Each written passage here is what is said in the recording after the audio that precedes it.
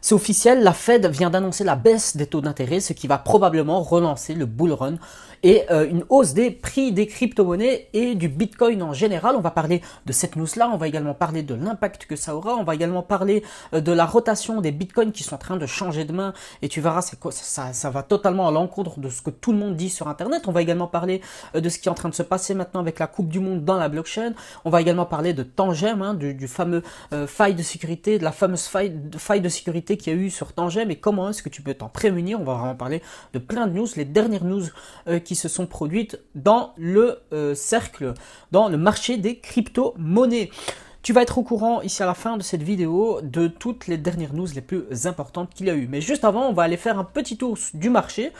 Donc comme tu peux le voir, suite à l'annonce des taux d'intérêt, de la baisse des taux d'intérêt, on a eu une montée de tous les actifs, notamment des crypto-monnaies. Et comme tu peux le voir ici, on est assez bien dans le vert aujourd'hui, hein, plus 4% pour le Bitcoin, presque plus 6% pour l'Ethereum. On voit que l'Ethereum il surperforme le Bitcoin aujourd'hui. On voit également que la map est généralement dans le vert. Alors pourquoi est-ce que l'Ethereum surperforme le Bitcoin actuellement?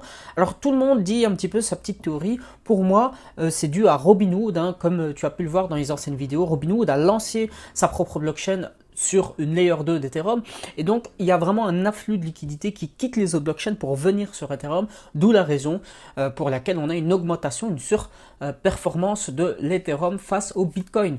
On va également regarder, on va voir un petit peu la tendance de fond de Bitcoin. Comme tu peux le voir ici, bon, bah, sur la tendance de fond générale en daily, ça reste quand même baissier. Néanmoins, en heure, on voit que ça a plutôt bien monté là ces derniers temps. Pourquoi? Parce que sans transition, on va aller vers la première news de cette vidéo, c'est vraiment la baisse des taux d'intérêt. Et oui, comme tu as pu le voir, la Fed a annoncé la baisse des taux d'intérêt actuellement. On voit que à la base, on avait une prévision de 3,8 et ici on voit que actuellement en fait ils l'ont fait uniquement à 3,5.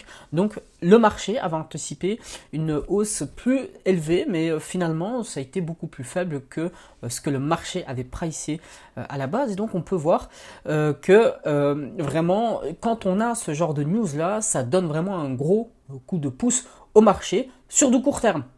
Et j'insiste bien sur du court terme.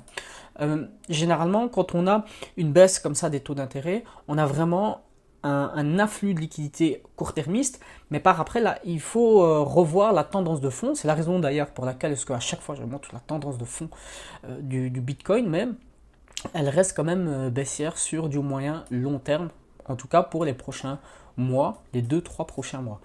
Maintenant, tendance de fond très très court terme, ça reste aussi grâce justement à cette baisse des taux d'intérêt. Sans transition, on passe également à la deuxième news de cette vidéo. Et cette deuxième news, c'est quoi? C'est tout simplement de cette migration de toutes les personnes qui transforment ces mines de Bitcoin, ces fermes de minage du Bitcoin en data center pour l'IA. On voit en fait qu'il y a vraiment de gros changements, de gros conversions de minage de Bitcoin, de fermes de minage de Bitcoin qui passent en data mining pour tout ce qui est relative à l'intelligence artificielle. Comme tu le sais, ça consomme énormément d'énergie et donc toutes les fermes de minage de crypto peuvent facilement transiter vers des data centers, la création de data centers pour l'IA. Et on voit qu'il y a vraiment une grande émergence et un gros shift qui se fait du minage des cryptos vers l'IA. Et ouais, le minage de crypto devient de moins en moins rentable à fur et à mesure que le prix du Bitcoin baisse. Donc moins de mineurs peuvent être vraiment rentables et donc les petits mineurs qui eux n'ont pas assez de capitaux pour vraiment profiter d'économies d'échelle sur des grosses fermes de minage, ils perdent tout. Enfin en tout cas ils ne sont plus rentables et à chaque fois qu'ils minent un Bitcoin, ils perdent de l'argent parce que ça leur coûte trop cher de miner plutôt que le bénéfice qu'ils reçoivent. Donc on voit qu'il y a vraiment un shift. Ce shift-là ne date pas d'hier, mais on voit qu'il s'accentue ces derniers temps et c'est normal. Plus le prix du Bitcoin descend et moins les mineurs sont rentables. On voit également ici que, en parlant de rentabilité, il y a vraiment un gros changement sur la façon dont les personnes spéculent sur les marchés financiers. Quand on peut voir en fait avant, la plupart des gens spéculaient sur tout simplement des brokers en ligne, hein, comme ceux qui font du pari en ligne, etc. Et aujourd'hui, on voit que ça a vraiment changé et la plupart des personnes aujourd'hui parient sur Polymarket, même sur des grosses compétitions comme la Coupe du Monde, la CAN, etc. On voit FIFA 2026, World Cup, donc la Coupe du Monde, a eu vraiment de grosses montées de volume sur Kalshi Market et bien entendu Polymarket qui est encore plus grand et plus gros que Kalshi. Et on voit que Kalshi a eu plus de 31 milliards de trading de volume, donc volume de trading.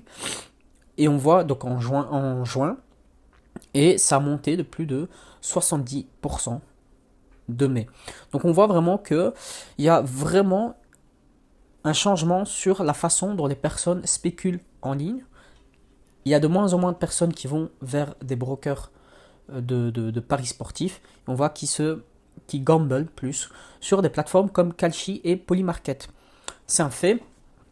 Et en parlant de faits, on voit également que ce qui est en train de se passer actuellement, c'est qu'il y a des changements de Bitcoin qui se font. Il y a une rotation des Bitcoins qui se fait des holders de long terme de Bitcoin vers des holders de court terme, des nouveaux entrants sur le marché. Et ici, on voit Bitcoin Great Rotation, Long-Term Holder, Pass Supply to the New Generation of Buyers. Donc, les holders de long terme revendent et reliquident leur Bitcoin pour la nouvelle génération d'acheteurs de crypto. Et comme tu peux le voir ici à l'écran, ici, c'est vraiment le graphique qui te montre qu'à chaque fois qu'il y a un pic de rotation, c'est-à-dire quand les anciens font de la rotation de leur stock de Bitcoin et les nouveaux arrivent sur le marché, on voit que statistiquement et historiquement, ça annonçait un bas, donc vraiment un bas de marché, un point bas du marché. Comme tu as pu le voir ici, c'est en 2023, ça a vraiment prédit le plus bas, le bottom du marché. Ici, on a eu une hausse, mais qui n'était pas non plus de l'ordre des autres hausses. Mais il y a eu quand même une assez bonne rotation. Ici, bon, c'était en 2019. On était vraiment au plus bas. Ici, pareil, en 2017, on était au plus bas. Et à partir de là, donc au plus bas du Bitcoin, le prix du Bitcoin est au plus haut au niveau des rotations. Et qu'est-ce que ça nous dit? Comment est-ce qu'il faut interpréter ça? Lorsqu'il y a des nouveaux entrants qui arrivent sur le marché, donc quand la ligne bleue augmente fortement, ça voudrait dire qu'il y a vraiment une nouvelle génération qui arrive sur le marché. Cette nouvelle génération-là a un œil nouveau sur le Bitcoin. Et donc il n'a pas ces anciens biais cognitifs que les personnes qui hold depuis très longtemps peuvent avoir.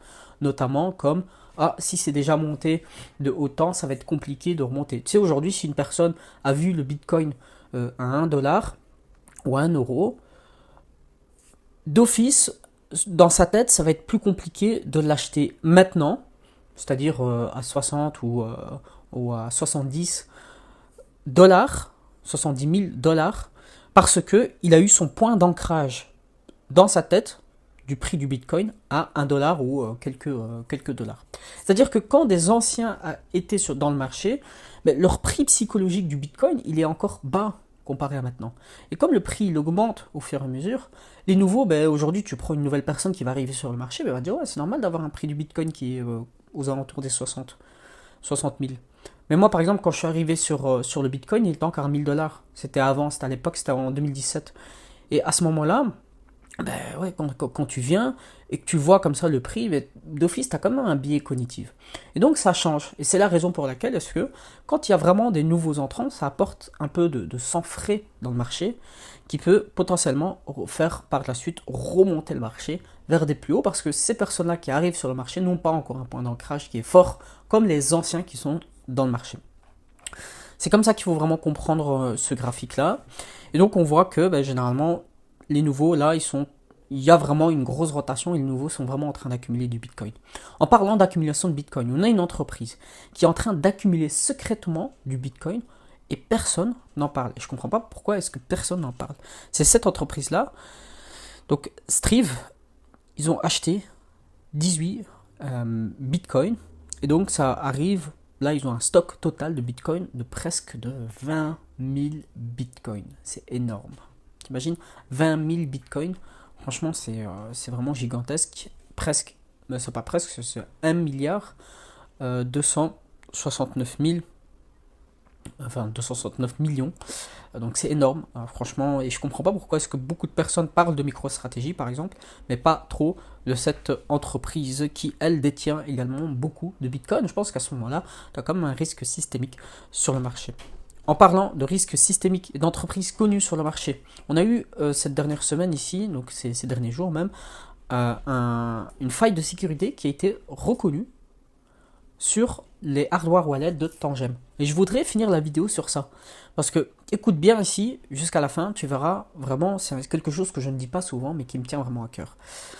On a des chercheurs de chez Ledger qui cassent la sécurité des cartes Tangem et qui arrivent justement à bypasser la validation que l'on doit faire, la signature que l'on doit faire pour faire des mouvements dans le portefeuille, avec le portefeuille. Et donc, bon, ces chercheurs chez Ledger, ils ont très bien fait, ils ont respecté la procédure, et Tangem a reconnu, a corrigé, et maintenant, une fois que ça a été fait, ça a été révélé au grand public. Aujourd'hui, les cartes Tangem, ça coûte un petit prix. D'ailleurs, on va les voir ici en live, hein. Je vais vous montrer, hop. Voilà, je vais voir combien est-ce que ça coûte. Aujourd'hui, un portefeuille Tangem, hop, je vais voir ici s'il monte les prix. Voilà, ça coûte plus ou moins 60 $ pour avoir.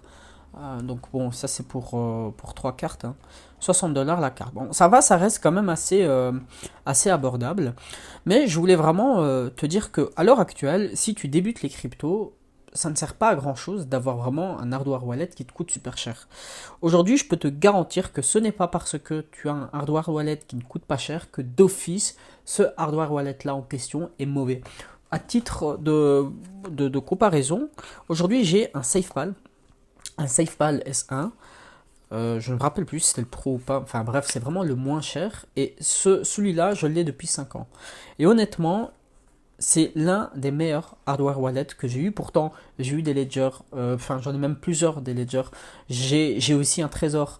J'ai même un Engrave. Je les ai tous eus. Et honnêtement, celui que j'utilise dans mon quotidien, c'est un SafePal. Et pour te dire que ce n'est pas parce que le prix est pas cher que d'office le hardware wallet est mauvais. Je peux te garantir, honnêtement, franchement, j'ai le SafePal. Et c'est celui que j'utilise le plus souvent. Celui que j'utilise pour faire mes transactions. Et honnêtement, ça fonctionne super bien. Et ça coûte quoi? Ça coûte 40 $, un SafePal. Et pourtant, ben, tu peux prendre. Tu as une caméra dessus. Franchement, c'est vraiment bien fait. Si tu veux, même un jour, je te fais une vidéo dessus. Mais honnêtement, c'est un très très bon hardware wallet. Tout ça pour te dire que ce n'est pas parce que un hardware wallet coûte cher que d'office c'est le meilleur. Comme je t'ai dit, aujourd'hui, j'ai eu des Engrave qui coûtent plus de 350 $. Et honnêtement, ok, oui, ça t'offre des petites subtilités supérieures. Mais je veux dire, à 90% des cas, tu n'as pas besoin de ces fonctionnalités-là supérieures.